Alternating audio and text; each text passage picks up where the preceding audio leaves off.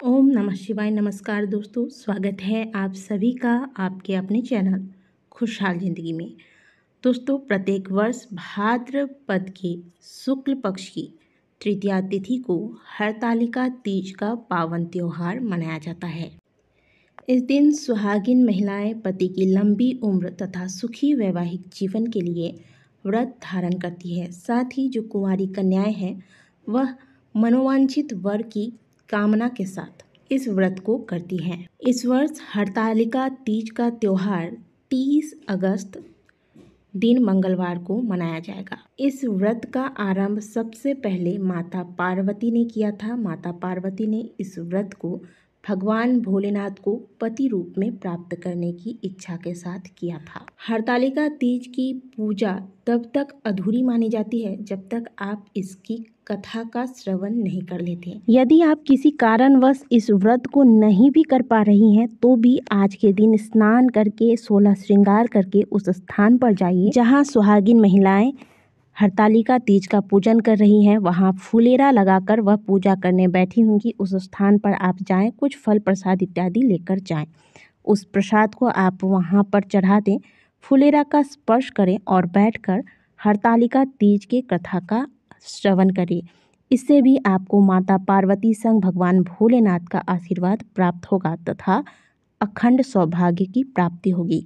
चलिए श्रवण करते हैं हरतालिका तीज व्रत की कथा को। हरतालिका तीज व्रत के कथा के अनुसार भगवान भोलेनाथ ने माता पार्वती को इस व्रत के बारे में समझाया था। माँ गौरा ने माता पार्वती के रूप में हिमालय के घर पुत्री रूप में जन्म लिया था। बचपन से ही माता पार्वती भगवान शिव को पति रूप में प्राप्त करना चाहती थी और इसके लिए उन्होंने कठोर तपस्या की। 12 वर्षों तक उन्होंने निराहार रहकर सूखे पत्तों का सेवन करते हुए तथा कुछ समय के बाद इनका भी त्याग करके बिल्कुल भूखे प्यासे कई वर्षों तक तपस्या करती रहीं। ये सब देखकर माता पार्वती के पिता बड़े दुखी हुए। एक दिन नारद जी माता पार्वती के पिता के पास विष्णु भगवान के संग माता पार्वती के विवाह का प्रस्ताव लेकर पहुंच गए। इससे महाराज हिमालय अत्यंत प्रसन्न हुए। नारद जी उधर भगवान विष्णु के पास जाकर कहने लगे कि भगवान महाराज हिमालय अपनी पुत्री के साथ आपका विवाह करना चाहते हैं। तब भगवान विष्णु ने भी इसकी अनुमति दे दी। जब माता पार्वती को इसकी सूचना नारद जी द्वारा मिली, ये सुनकर माता पार्वती बहुत निराश हुई और विलाप करने लगी। उन्होंने अपनी सखियों द्वारा पूछे जाने पर उन्हें बताया कि वह भगवान शिव को पति रूप में प्राप्त करने के लिए कठिन तपस्या कर रही हैं। सखियां माता पार्वती को महाराज हिमालय के नजरों से बचाकर एक घने सुनसान जंगल के अंदर गुफा के बीच छोड़ आईं। उस गुफा में रहकर माता पार्वती ने भगवान शिव को पति रूप में पाने के लिए कठोर तप आरंभ किया। इसके लिए उन्होंने पहले रेत से एक शिवलिंग का निर्माण किया। संयोग से हस्त नक्षत्र में भाद्रपद मास के शुक्ल पक्ष की तृतीया तिथि का वह दिन था जब माता पार्वती ने शिवलिंग की स्थापना की थी। इस दिन विधि पूर्वक महादेव की पूजा करते हुए निर्जला व्रत रखकर रात्रि जागरण करते हुए माता पार्वती ने महादेव की पूजा अर्चना की। उनकी इस कठोर तपस्या से भगवान शिव प्रसन्न हुए तथा वहां माता के समक्ष प्रकट हुए और उन्हें उनकी मनोकामना पूर्ण होने का आशीर्वाद प्रदान किया। इसके बाद अगले दिन माता पार्वती ने पूजा की समस्त सामग्रियों को नदी में प्रवाहित कर दिया तथा माता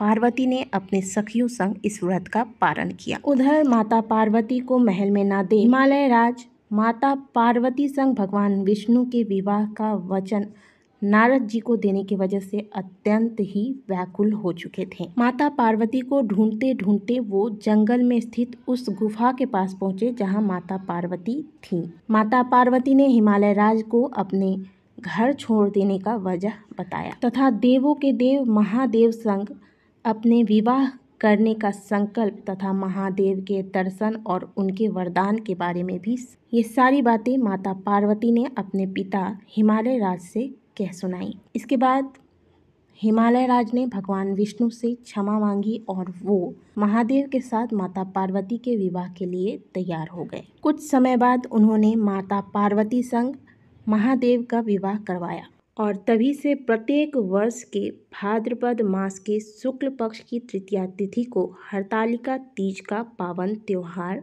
मनाया जाने लगा। भगवान भोलेनाथ ने माता पार्वती से कहा कि मैं इस व्रत को पूर्ण निष्ठा से करने वाली प्रत्येक स्त्री को मनोवांछित फल देता हूँ। शिव जी ने माता पार्वती से यह भी कहा कि इस पूरे प्रकरण में तुम्हारी सखियों ने तुम्हारा हरण किया था तथा तुम्हें घने जंगलों के बीच छोड़ आई थी, इसलिए इस व्रत का नाम हरतालिका व्रत हो गया। सौभाग्यवती स्त्रियां अपने सुहाग को अखंड बनाए रखने तथा अविवाहित युवतियां मन मुताबिक वर पाने के लिए हरतालिका तीज का व्रत करती हैं। इस दिन व्रत करने वाली स्त्रियों को सूर्योदय से पूर्व ही उठ जाना चाहिए तथा नहाकर पूरा श्रृंगार करना चाहिए। पूजन के लिए केले के पत्ते से मंडप बनाकर गौरी शंकर की प्रतिमा स्थापित की जाती है।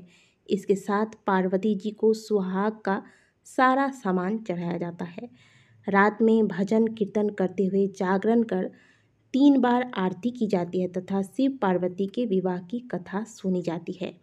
इस व्रत में व्रती को शयन करना निषेध है। इस दिन महिलाएं पूरे दिन नहीं सोती तथा रात में भी सोना वर्जित माना जाता है। महिलाएं एक साथ मिलकर हरतालिका तीज पर रात्रि जागरण करती हैं। मान्यता है कि इस दिन व्रत को करने वाली महिलाएं यदि सोती है तो उन्हें अगले जन्म में अजगर के रूप में जन्म लेना पड़ता है। इसलिए आज की रात्रि प्रदोष काल में महादेव की माता पार्वती की विधि पूर्वक पूजा अर्चना करने के बाद रात्रि जागरण करना चाहिए, भजन कीर्तन इत्यादि करना चाहिए। प्रातःकाल स्नान करने के पश्चात श्रद्धा एवं भक्ति पूर्वक किसी सुपात्र सुहागिन महिला को श्रृंगार की सामग्री, वस्त्र, खाद्य सामग्री, फल, मिष्ठान एवं शक्ति अनुसार आभूषण का दान करना चाहिए तथा मिट्टी या रेत से बने हुए शिवलिंग और माता पार्वती, भगवान गणेश की प्रतिमा को जलाशय में विसर्जन कर देना चाहिए। इसके पश्चात खीरा खाकर इस व्रत को संपन्न किया जाता है, यानी कि इसका पारण किया जाता है। साल 2022 में हरतालिका तीज का पूजा का जो शुभ मुहूर्त होगा वह 30 अगस्त प्रातःकाल 6:05 से प्रातःकाल 8:38 तक रहेगा तथा प्रदोष काल में पूजा का शुभ मुहूर्त होगा 30 अगस्त शाम 6:33 से रात्रि 8:51 तक। तो आज के दिन आप व्रत रखें या न रखें, हरतालिका तीज की पूजा में शामिल हो और हरतालिका तीज के व्रत की कथा का श्रवण करें। कथा श्रवण करने के बाद अंत में माता पार्वती, भगवान भोलेनाथ के नाम का जयकारा लगाएं। बोलिए उमापति महादेव की जय, माता पार्वती की जय।